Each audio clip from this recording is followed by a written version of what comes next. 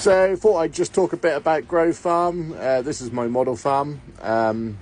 The dairy section here is the first section built.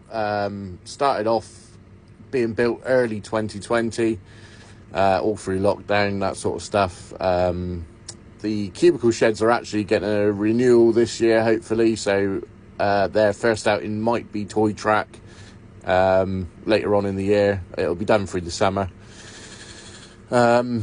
But yeah, the old sheds have stood the test of time. Then we move over to the second section of the farm that sort of built at the same time, but never actually got shown at the same time. That didn't come out until sort of Toy Track, not last year, but the year before, which incorporates a machine shed along the back with a bit of blend storage. And then you've got your livestock shed just in the foreground there. And then you've got the Dutch barn for the straw, feed, machinery, calf hutches, and your classic abandoned stone shed.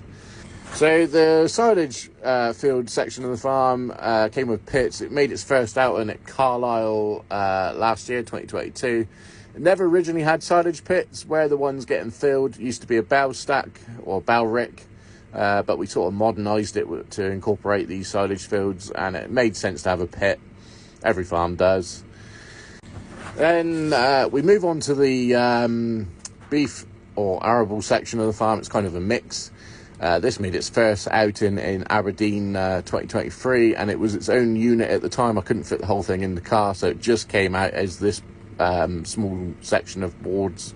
It's got a machine shed, which we're just going over there. It's kind of a workshop as well. The big shed at the back here, this is straw storage, machine storage, and animal housing for the beef animals. You've got young stock along the front, which I don't think I've got a very good clip off. This is another shot of the workshop there, which is just in around the corner. You can't really see it.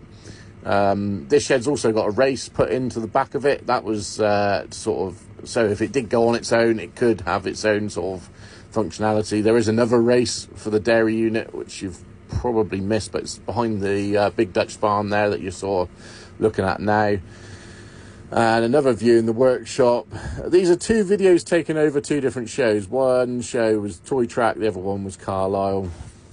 And lastly, we've come over the arable end of the farm. These fields were just to tidy up this end of the farm, really. At Toy Track, it wasn't built. And then we've used the plough board here, which we took to Aberdeen. That was behind the big shed that's in the background there, sort of behind the background board.